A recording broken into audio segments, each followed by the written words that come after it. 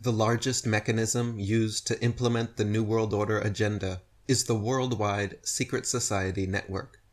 Politicians, bankers, businessmen, and media personalities, the biggest names in history and world affairs, form a huge secret society matrix.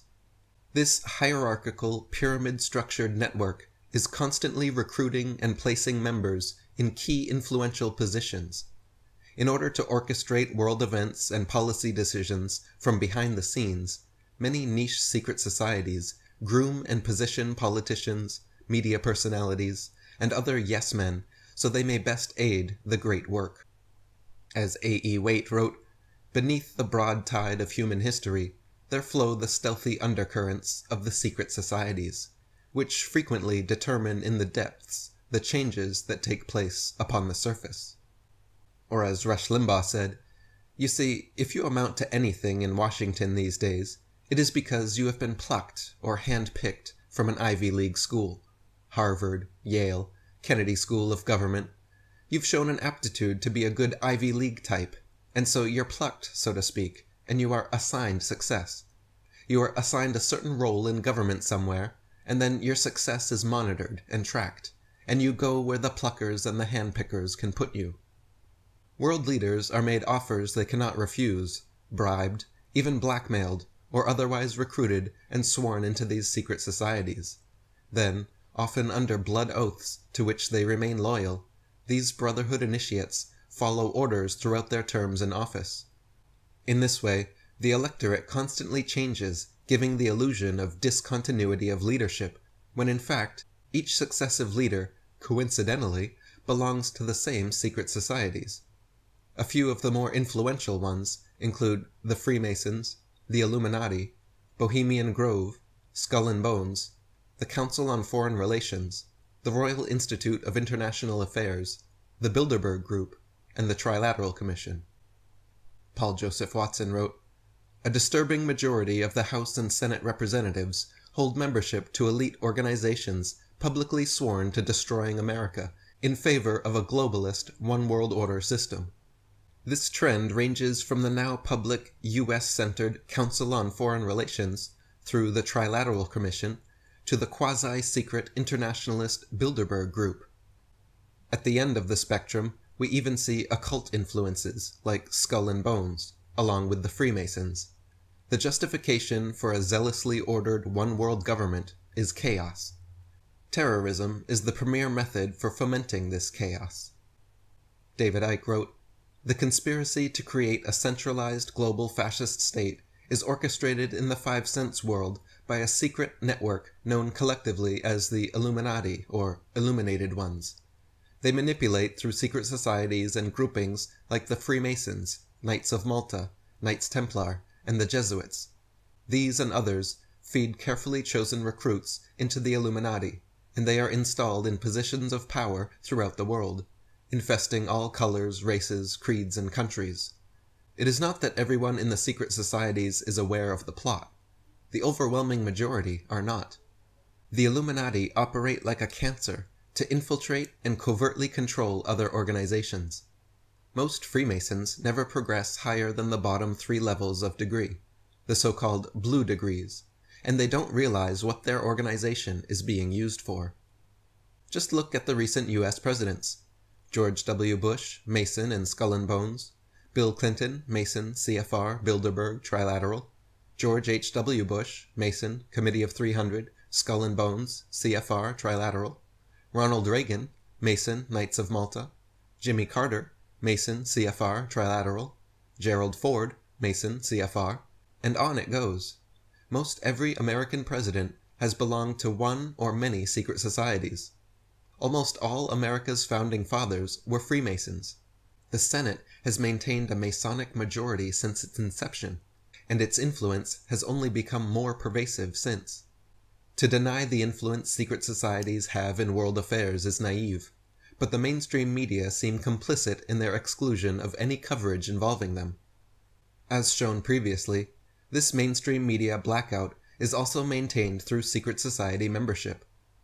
The 5 largest multimedia providers controlling 90% of America's media are bloodline or secret society controlled. For example, the following are just a few of the hundreds of CFR, Trilateral, or Bilderberg-owned and managed companies: ABC, CBS, NBC, PBS, CNN, AP, Reuters, New York Times, New York Post, Washington Post, Washington Times, LA Times, Wall Street Journal, Newsweek, Business Week, National Review, Time, Life, Look, Fortune, Reader's Digest, U.S. News and World Report, Atlantic Monthly, McCall's, World Review, and Scientific American. Not only are the media CEOs and boards of directors usually secret society members, so are the show hosts and news anchors. Here's a sampling of some mainstream anchors and media personalities found on secret society rosters: Peter Jennings, Dan Rather, Tom Brokaw, Ted Koppel, Barbara Walters, Diane Sawyer, William F. Buckley Jr., Joseph Harsh, Bill Myers, C.C. Collinwood, David Brinkley, John Chancellor, Marvin Kalb, Daniel Shore, Joseph Kraft, James Reston, Max Frankel, David Halberstrom, Harrison Salisbury, Sol Linowitz, George Will, Robert McNeil, David Gergen, and Mortimer Zuckerman. Jim Marrs wrote, "There can be no argument regarding the reality of secret societies today. The existence of groups like the Trilateral Commission, Council on Foreign Relations, and the Bilderbergers is well documented. The only question is the extent of their control and manipulation of major world events. Likewise, there is no question that members of these societies exert inordinate control over many of the largest corporations and banks in the world. These corporations, in turn, control essential minerals, energy, transportation, pharmaceuticals, agriculture, telecommunications, and entertainment. In other words, the basics of modern life. They also provide an inner core of ranking government officials on a revolving door basis. These officials often implement the very policies conceived and desired by the societies. These societies hold considerable sway over national elections and policy, yet seem strangely immune to any investigation, whether by government or the mass media. Since its inception in 1913, there has never been an outside, objective audit of the Federal Reserve System, despite periodic calls for such. After Bush was elected, he immediately placed 5 Skull and Bones brothers in his administration. Clinton and Nixon had over 100 CFR members in their administrations. Ronald Reagan's 59-man transition team alone had 28 CFR members, 10 Bilderbergers, and 10 Trilaterals. Secret society members are prevalent at all levels of government, and not just in America, but worldwide. For instance, Saddam Hussein, Yasser Arafat, Mikhail Gorbachev, George Bush, and Tony Blair are all 33rd degree Freemasons. Marx, Engels, Lenin, Stalin, Trotsky, and Mao Zedong were all high-level Grand Orient Lodge Freemasons. Winston Churchill was Committee of 300 and a Mason. Cecil Rhodes founded the Round Table, was Committee of 300 and a Mason. Henry Kissinger was a Mason, Knight of Malta, Committee of 300, and a Bilderberger. Dick Cheney is CFR and Trilateral Commission.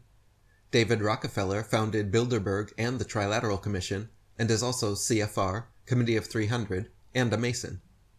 These are the biggest, most powerful names in politics, all meeting in secret, with no minutes and no media coverage. Our public servants making private policy decisions behind closed doors. This has been the rule, not the exception, for longer than most people realize. During the 19th century, British Prime Minister Benjamin Disraeli was quite outspoken regarding the influence of secret societies in politics. Quote, "The world is governed by very different personages from what is imagined by those who are not behind the scenes. There is in Italy a power which we seldom mention in this house. I mean the secret societies. It is useless to deny, because it is impossible to conceal, that a great part of Europe, the whole of Italy and France, and a great portion of Germany, to say nothing of other countries, is covered with a network of these secret societies, just as the superficies of the earth is now being covered with railroads. The government of this country has not only to deal with governments, kings, and ministers, but also with secret societies, elements which must be taken into account, which, at the last moment, can bring our plans to naught, which have everywhere their unscrupulous agents, who incite assassinations and can, if necessary, lead a massacre. The Federal Reserve Private Banking Syndicate was set up under Woodrow Wilson's presidency. The following quotes show his suspicions and regrets regarding this secret society of banking elites. Quote, "Since I entered politics, I have chiefly had men's views confided to me privately. Some of the biggest men in the United States in the field of commerce and manufacture are afraid of something. They know that there is a power somewhere, so organized, so subtle, so watchful, so interlocked, so complete, so pervasive, that they better not speak above their breath when they speak in condemnation of it. I am a most unhappy man. I have unwittingly ruined my country. A great industrial nation is controlled by its system of credit. Our system of credit is concentrated. The growth of the nation, therefore, and all our activities are in the hands of a few men. We have come to be one of the worst ruled, one of the most completely controlled and dominated governments in the civilized world. No longer a government by free opinion, no longer a government by conviction and the vote of the majority, but a government by the opinion and duress of a small group of dominant men." British Prime Minister Winston Churchill was a Committee of 300 member and 33rd degree Mason. In 1920, he spoke from personal knowledge regarding the world conspiracy when he said, quote, "From the days of Spartacus Weishaupt to those of Karl Marx, to those of Trotsky, Bela Kun, Rosa Luxemburg, and Emma Goldman, this worldwide conspiracy for the overthrow of civilization and for the reconstitution of society on the basis of arrested development, of envious malevolence and impossible equality, has been steadily growing. It played a definitely recognizable role in the tragedy of the French Revolution. It has been the mainspring of every subversive movement during the 19th century. And now, at last, this band of extraordinary personalities from the underworld of the great cities of Europe and America have gripped the Russian people by the hair of their heads and have become practically the undisputed masters of that enormous empire." New York Mayor John Hylan in 1922 said, "The real menace of our republic is the invisible government, which like a giant octopus sprawls its slimy legs over our cities, states, and nation. At the head is a small group of banking houses. This little coterie runs our government for their own selfish ends. It operates under cover of a self-created screen, seizes our executive officers, legislative bodies, schools, courts, newspapers, and every agency created for the public protection." President Franklin Roosevelt said, "The real truth of the matter is that a financial element in the large centers has owned the government since the days of Andrew Jackson." Supreme Court Justice Felix Frankfurter said, "The real rulers in Washington are invisible and exercise power from behind the scenes."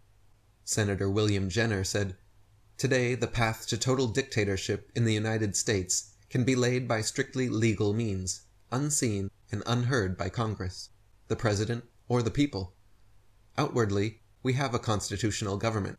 We have been operating within our government and political system, another body representing another form of government, a bureaucratic elite which believes our Constitution is outmoded and is sure that it is the winning side.